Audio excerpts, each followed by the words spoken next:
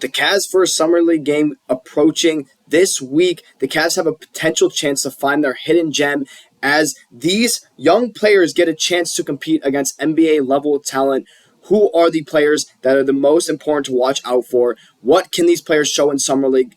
And how will this convert into the NBA regular season? I'm Matt Plangy with Cavs Digest. Thank you guys so much for joining me. I'm so happy to be back and making another video for you guys. Before we get started, I want you guys to go ahead and hit the subscribe button because this offseason is not over. There's still so much going on. There's still things that the Cavs need to do, and there's still players to watch out for. There's always going to be storylines in which I'm ready to, post some videos for you guys.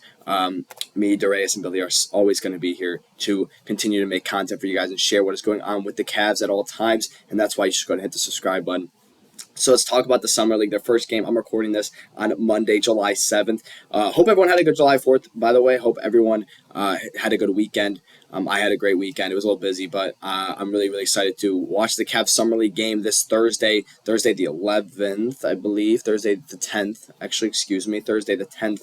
July 10th is when the Cavs Summer League game will first be played. And that is the potential chance to see who the Cavaliers can find as a hidden gem going into the season. There are multiple guys. I'm going to mention some. I'm going to talk about more than others just because maybe we haven't covered them enough, or maybe we have covered them, but there's still so much to discuss with them. So let's get into it. We're going to start by talking about who you see in the thumbnail, Mr. Craig Porter Jr., who I made a full video on. You can go ahead and click that way, of course. Craig Porter Jr. has been a guy that has been talked about by a lot of Cavs fans, considering is he NBA ready? Should he be playing more minutes? And I totally believe that there is a chance for him to play in the Summer League because the Summer League is kind of not where I expected him to be. I kind of expected him to just be, kind of a guy that's going to play on the bench and get garbage time minutes, or sub in and play maybe 2 minutes and then get taken out. But he is playing the Summer League, which I expect this guy to dominate in the Summer League, to be honest, considering that he is has played more. He has more NBA experience than a lot of the guys that he's going to competing against and competing with. This is a guy that we have obviously seen a lot of potential from. One thing I like about him, and you're going to see in this clip, is that he may be small, but he's not that small, and he's also very, very ready to just hustle and try to get stops and turn that into offense on the other end. And that's something I like because, yes, he is a crafty scorer, kind of like Darius Garland. His step-back three, his ability to create shots and score around the perimeter is very, very impressive. But he has to be able to develop consistent defense and consistency in his shooting, and because he can shoot at a high volume, he can shoot very, very well. But if he can be consistent with that, and as well as if he can, put away his size and hustle and get buckets on the other end, that's very, very big for him as a player. So that's for Craig Porter Jr. Let's now just take a look at the roster itself. Here we go. You're going to see some guys. I know this is kind of hard to read. I apologize. But you kind of want to look at the bottom. You see Craig Porter Jr., Tyrese Proctor, Naquan Tomlin, Jaylen Tyson, and then a little above him is Salou Niang. So Salou Niang is the player that the Cavs drafted with their second round pick in the 50s. He is a overseas player that they drafted late, averaged 7 points per game.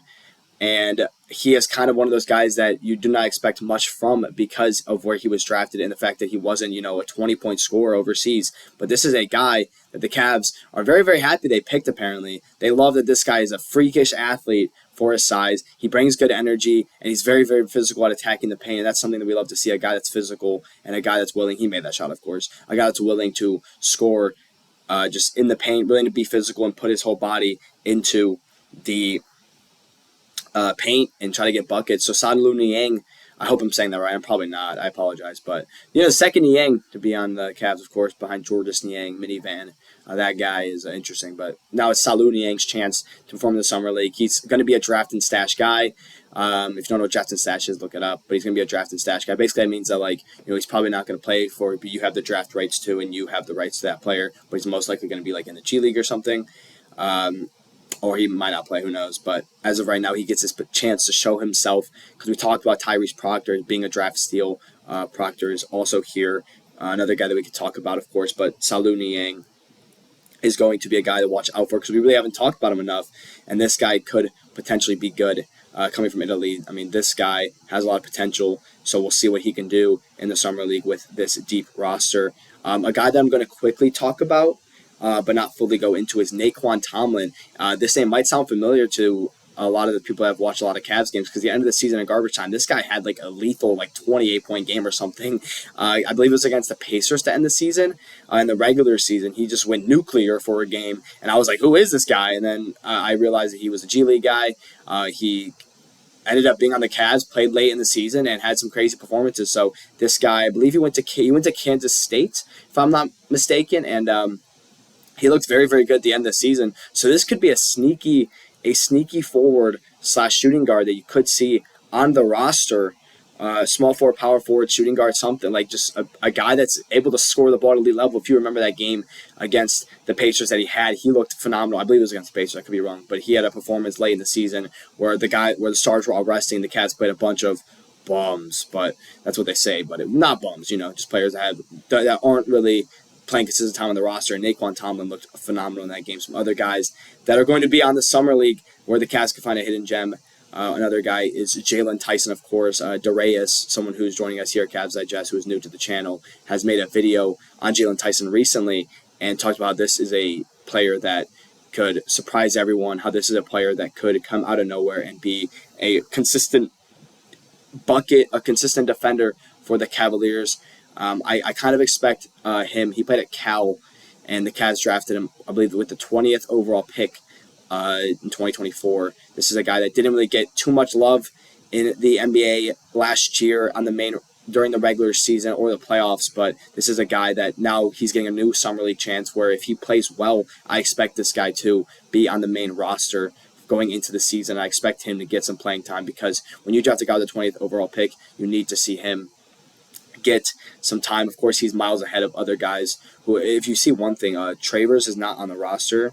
Of course, Amani Bates isn't, because he is not going to be a Cavalier anymore as of right now. So Jaylen Tyson is a good guy to watch out for going into the Summer League. See if this guy can step up to the plate and get some buckets and see how he can perform. Of course, he as well has more technical experience than a lot of guys he's going to be going up against in the Summer League, so he could perform very, very well. And then Tyrese Proctor is going to be the last guy going into the Summer League that we need to watch out for. I call this guy an absolute draft day steal. I still believe it to this day that this guy is a draft steal. I think that he showed himself at Duke University that he is a consistent hooper. He's very, very tall for a point guard, shooting guard. He's got good size, good wingspan, good length. I think that Tyrese Proctor is a 100% bona fide bucket and a hooper, and I think that Tyrese Proctor gets his chance to show himself that he is a steal, that he is one of the best. He's going to be one of the best isolation players that the Cavs could have.